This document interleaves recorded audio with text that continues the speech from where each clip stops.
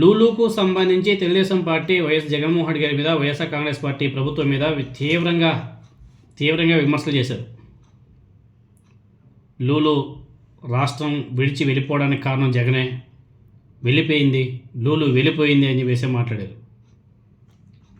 ఇప్పుడు AP high court దెబ్బకి లూలునే మూసుకొని పోతూ ఉంది.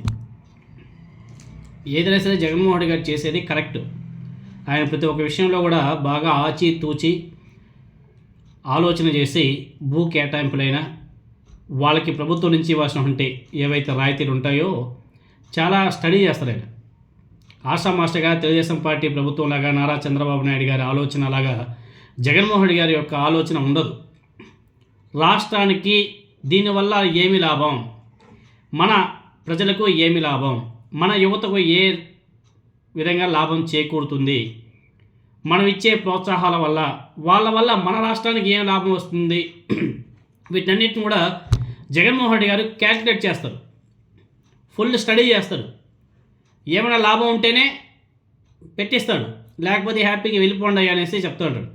ఎందుకంటే ఏ కంపెనీ అయినా సరే, ఏ మాల్ అయినా సరే ఆంధ్రప్రదేశ్లో ఇన్వెస్ట్మెంట్ పెట్టారు అంటే రాష్ట్రానికి లాభం రావాలి తప్ప వాళ్ళకి లాభం చేకూర్చేలా ప్రభుత్వాల ప్రోత్సాహాలు ఇవ్వడం ఎంతవరకు సమంజసం?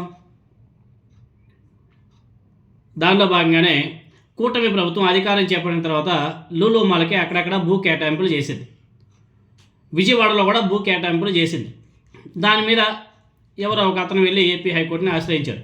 ఈ విధంగా ప్రభుత్వ భూముల్ని లూలు మాల్కి ఇవ్వడం వెనుక మతలబు ఏంటి అని చెప్పేసి ఆయన పిటిషన్ దాఖలు చేశారు. సో ఏపీ హైకోర్టు దాని మీద చాలా సీరియస్గా స్పందించింది.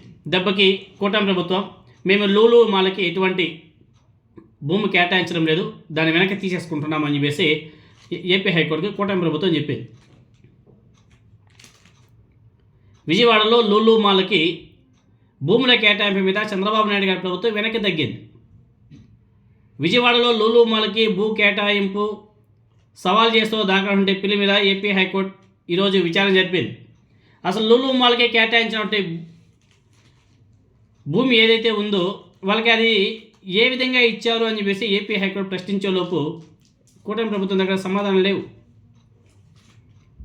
ఆ మాల్కి కేటాయించినటువంటి భూమిని రద్దు చేసుకుంటున్నామని చెప్పేసి కోర్టుకి కూటమి ప్రభుత్వం చెప్పింది. త్వరలోనే రద్దుకు సంబంధించిన ఉత్తర్వులు కూడా జారీ చేస్తామని చెప్పేసి కూటమి ప్రభుత్వం కోర్టుకి చాలా స్పష్టంగా చెప్పడం జరిగింది. సో వీళ్ళు తప్పు చేశారనేసి వీళ్ళకి తెలిసింది.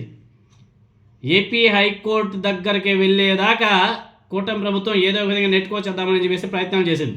అక్కడ నుంచి గట్టిగా ప్రశ్నించేలోపు సైలెంట్ అయ్యి ఆమె దాన్ని వెనక్కి తీసేసుకుంటామని చెప్పేసి చెప్పడం జరిగింది. విజయవాడ నడిబొడ్డున పాత బస్టాండ్గా వ్యవహరించే గవర్నర్పేట డిపోకు చెందిన 4.15 ఎకరాల భూమిని చంద్రబాబు నాయుడు గారి ప్రభుత్వం లూలు చేతిలో పెట్టడానికి చంద్రబాబు నాయుడు గారి ప్రభుత్వం ప్రయత్నాలు కూడా చేసింది. ఈ భూమి విలువ బహిరంగ మార్కెట్లో దాని విలువ అప్రాక్సిమేట్లీగా 600 కోట్లకు పైగానే ఉంది. G+3 విధానంలో లూలు ఇక్కడ షాపింగ్ మాల్ ఏర్పాటు చేసినందుకు 99 ఏళ్ళు లీజు మీద ఈ భూమిని రాష్ట్ర ప్రభుత్వం అప్పగించేసింది. 99 ఏళ్ల పాటు లీజుకి కూటమి ప్రభుత్వం లూలు మాల్కి కేటాయించింది. దాని మీద విచారణ చేపట్టినటువంటి ఏపీ హైకోర్టు కూటమి ప్రభుత్వానికి గట్టిగానే సమాధానం ఇస్తూ అలా ఇచ్చేలోపు మేము వెనక్కి తీసేసుకుంటున్నామని చెప్పేసి చెప్పడం జరిగింది. లూలుకి భూములు కట్టబెట్టడం మీద ఆర్టీసీ ఉద్యోగ సంఘాలు, ప్రజా సంఘాలు కూడా ఆనాడు మండిపడ్డాయి. పోరాటానికే ప్రభుత్వం దిగొచ్చింది.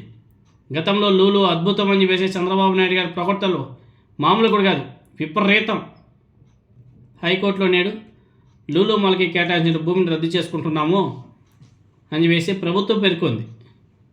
సో కూటమి ప్రభుత్వం తీసుకునే నిర్ణయాలు ఏదైనా సరే తప్పు నిర్ణయాలు. ఎవరు ప్రశ్నించకపోతే మింగేస్తారు, దోచుకుంటారు, పంచుకుంటారు, తిరిగేస్తారు. ఎవరైనా సరే ఇలా వెళ్ళేలోపు తప్పుని తెలుసుకొని మళ్ళీ వెనకడిగేస్తారు. బాగా అలవాటు అయిపోయింది. ఇలా చాలా ఉండాలండి, ఒకడా రెండా చెప్పుకుంటా పోతే బోల్డని చెప్పుకోవచ్చు.